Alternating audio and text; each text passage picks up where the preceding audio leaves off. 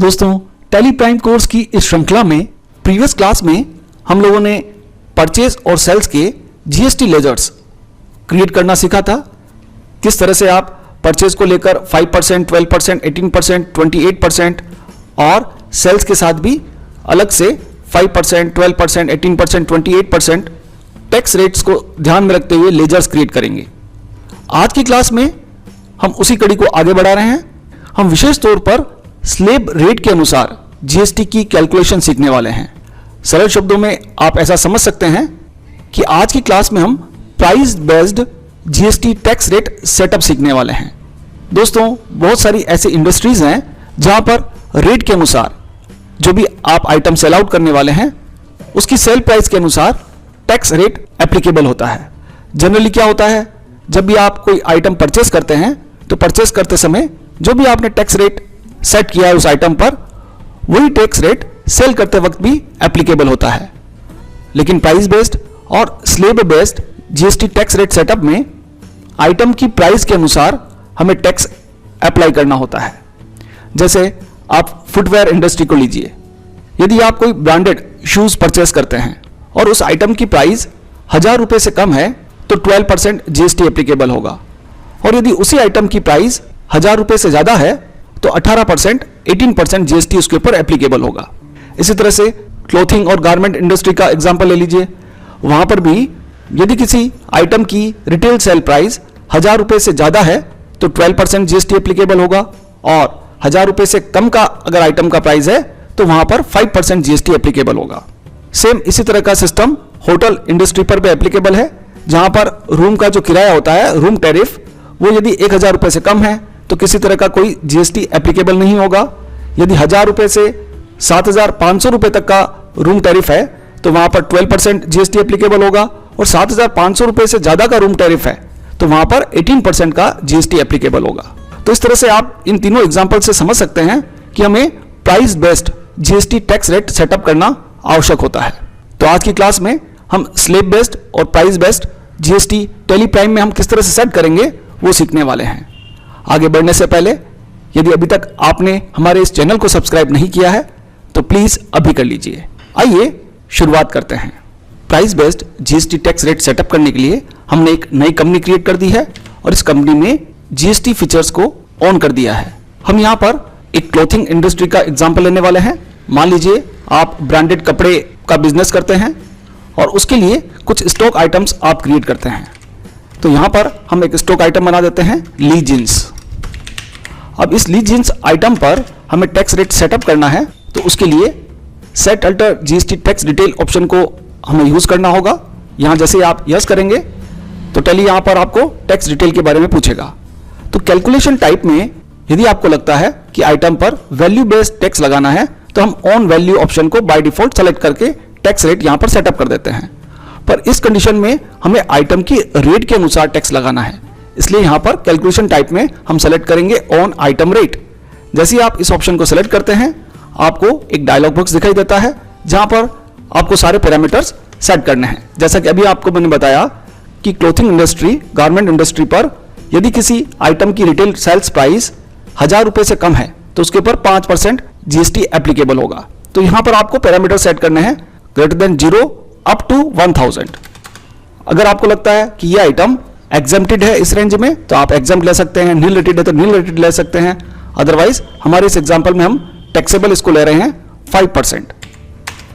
Then फिर से आपको रेंज डालनी है कि अगर कोई आइटम 1000 रुपये से ऊपर है तो उस पर क्या ट्रीटमेंट होगा। तो 1000 से ऊपर तो है, लेकिन अप टू वाली रेंज हम यहाँ पर डाल नहीं सकते। 1000 से कितना भी ऊपर आइटम को बेचा जा सकता है।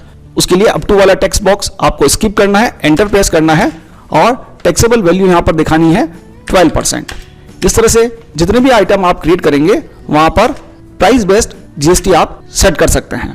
इसी तरह से एक आइटम और मैं क्रिएट कर देता हूं, किलर जींस।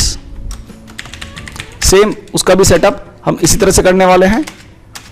कैलकुलेशन टाइप में ऑन आइटम रेट लेंगे और 0 to 1000, 5% टैक्स 1000 से अप टू में आपको स्किप करना है, 12% टैक्स।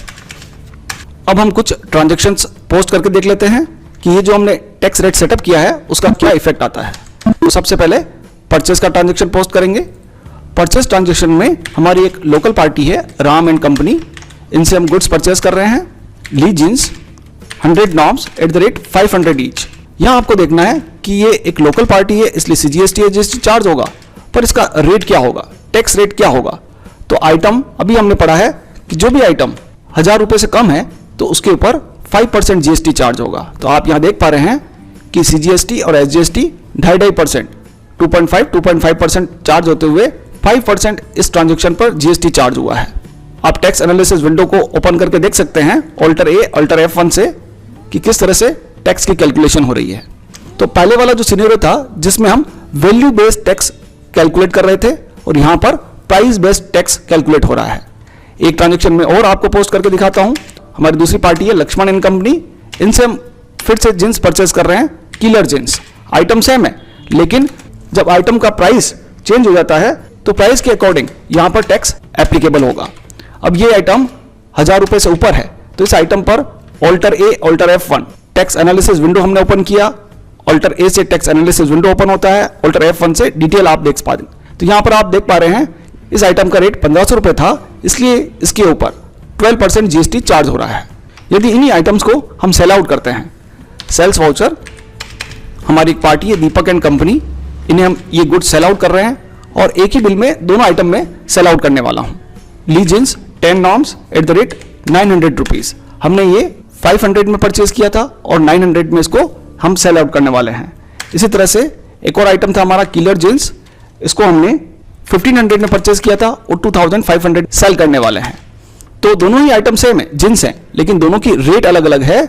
इसलिए इस ट्रांजैक्शन पर जब हम CGST SGST चार्ज करेंगे और टैक्स एनालिसिस विंडो ओपन करके देखते हैं ऑल्टर A ऑल्टर F1, तो आप यहाँ देख पा रहे हैं आइटम सेम रहते हुए भी उनकी प्राइस अलग अलग है। इस वजह से इनके ऊपर टैक्स भी अलग अलग एप्लीकेबल हो रहा है। एक आइटम पर 5% और दूसरे आइटम पर 12%।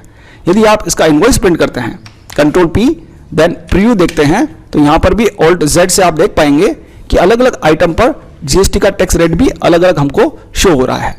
तो इस तरह का सेटअप जिसमें हमने क्या किया है, आइटम के रेट के अनुसार टैक्स को अप्लाई किया है। आप कॉन्सेप्ट को समझ पा रहे होंगे। यदि आप GSTR1 को देखते हैं, GSTR1 में आप देख पा रहे हैं B2B इनवॉइसेस, जिसमें टोटल टैक्स हमने कलेक्ट किया है 3450 और ये हमारी टैक्स लायबिलिटी है। और GSTR2 में आप देख पाएंगे कि हमने 20,500 टैक्स परचेस करते समय पे किया है। इट मीन्स यदि हम बैलेंस शीट में चलते हैं, यहाँ हमें ड्यूटीज एंड टैक्सेस में माइनस में 17,050 रुपीज़ दिखाई दे रहे हैं। क्यों दिखाई दे रहे हैं? क्योंकि हमने परचेस पर ज़्यादा टैक्स पे किया है और सेल करते वक्त अभी हमने अपने कस्टमर से कम टैक्स लिया है।